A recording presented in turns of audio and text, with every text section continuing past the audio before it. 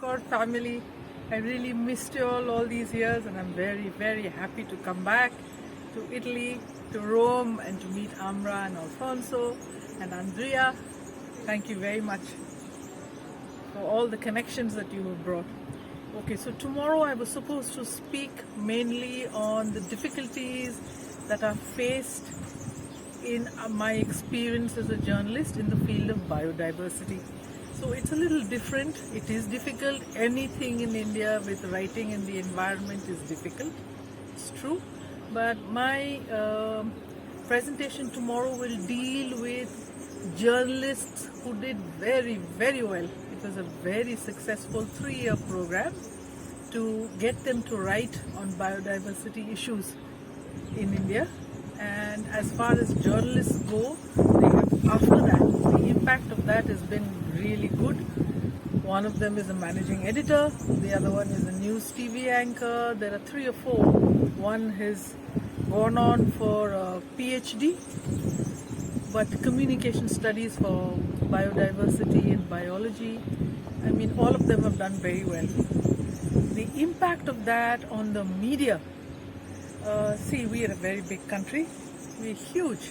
We're about, 15, 16 Italy's easily. So what we did write for is like one small little blip in the ocean of newspapers and publications that are there. But they were all written for very, very prominent, very well-regarded publications. So the dissemination on that would have been really pretty big. There were more than 10 million or 12 million, maybe 15, I'm not too sure right now, of circulation of the papers themselves, the dailies and 1 or 2 monthlies themselves on the issues that were written about. More than 15 million readers. But from there itself, the interest on biodiversity for editors, I have to say, has been, I can't just say it's we people, it's like Forum of Environmental Journalists who've been absolutely responsible. But yes, I would like to say that we've helped. I think that interest and the wanting or allowing their in-house journalists to write on biodiversity issues has been better in India. But there's one very, very big problem. The media in India is changing hands. So most of these publications have now gone on to proprietors of industry. And as with anything environmental, especially biodiversity, it hits their interests. So, this journalist network that I run, that I am head of, we have about 725 journalists from around the country on our roles. Almost every single day I am answering phone calls from youngsters who are calling me to ask for help because their editors are not giving them space to write. And that is happening simply because it hits the interests of the proprietor. So the editor's role in India has really diminished. If I say this, they won't like it, but it is true. It has diminished, and these youngsters who want to write are finding that kind of a problem.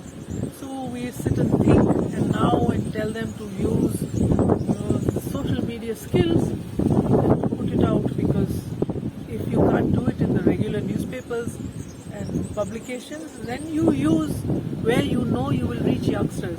Go to Instagram, make it a pictorial essay, one sentence each, and you will catch youngsters. So that's what we're telling them, but this is an issue in India. And the second issue, which I got told by lots of friends, be very careful how you say it, but I will say it. Our administration currently in India does not like any kind of criticism about them or their policies.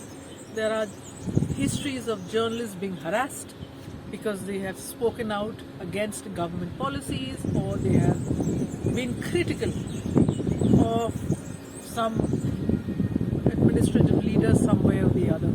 So that itself has had a very chilling effect on the journalists. Nobody wants to stick their neck out and to write. You don't want to get harassed. So that's an issue that we do now have. But as I keep saying, and I will continue to say, that there are ways and means. For instance, if you're doing sports and you don't get the space, or you can't write anything about the environment in the sports, do it through your city. Do it through your city. How much water is being used? Who is cleaning the waste? Where is it going? For youngsters, it's this kind of help that I'm hoping is allowing them to help, and it is, because I get several news emails saying that they're very appreciative of the kind of guidance that they get.